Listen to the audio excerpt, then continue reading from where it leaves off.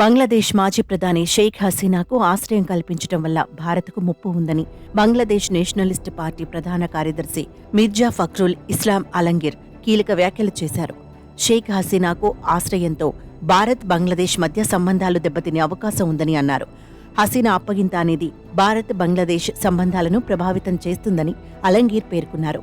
బంగ్లాదేశ్లో కొత్త ప్రభుత్వం ఏర్పడిన నేపథ్యంలో భారత్తో ద్వైపాక్షిక సంబంధాల్లో సరికొత్త అధ్యాయం ప్రారంభించేందుకు షేక్ హసీనా అప్పగింత అంశం కీలక పాత్ర పోషిస్తుందని తెలిపారు.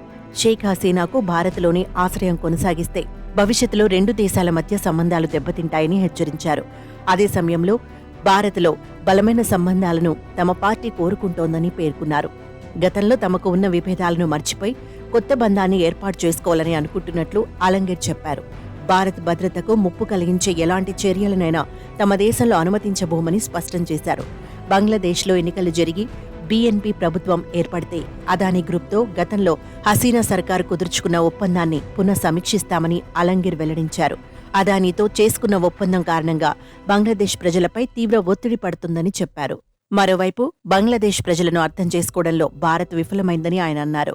హసీనా ప్రభుత్వం కూలిపోయిన తర్వాత భారత్ ఇప్పటి వరకు తమ తాత్కాలిక ప్రభుత్వంతో ఎలాంటి సంప్రదింపులు జరపడం లేదని అలంగీర్ తెలిపారు. బంగ్లాదేశ్లో హిందువులపై దాడులు జరుగుతున్నట్లు వస్తున్న వార్తల్లో ఎలాంటి నిజం లేదని చెప్పారు. ఆ ఆరోపణల్లో చాలా వరకు రాజకీయ ప్రేరితమైనవని స్పష్టం చేశారు. బంగ్లాదేశ్లో చేసిన నేరాలు, అవినీతికి హసీనా ఖచ్చితంగా విచారణను ఎదుర్కొని శిక్ష అనుభవించి తీరాల్సిందేనని ఆయన పేర్కొన్నారు. ఇక గత కొన్ని రోజులుగా బంగ్లాదేశ్లో చెలరేగిన అంతర్యుద్ధం షేక్ హసీనాను గద్దె తెంపి దేశం విడిచి పారిపోయేలా చేసింది. ఈ క్రమంలోనే ఢాకాను విడిన హసీనా భారత్కు వచ్చి తలదాచుకుంటున్నారు. అయితే లండన్కు వెళ్లి అక్కడే ఆశ్రయం పొందాలని భావించిన హసీనాకు బ్రిటన్ నుంచి అనుమతి రాకపోవడంతో ఇక్కడే చిక్కుకుపోయారు. ఈ క్రమంలోనే షేక్ హసీనాను అప్పగించాలని బంగ్లాదేశ్ ప్రభుత్వం ఇప్పటికే పలుమార్లు భారత్ను కోరింది.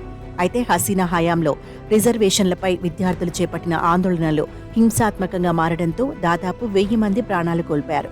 ఈ క్రమంలోనే వారి మృతికి షేక్ హసీనానే కారణమని ఆరోపిస్తూ ఆమెపై పదుల సంఖ్యలో కేసులు నమోదు చేశారు.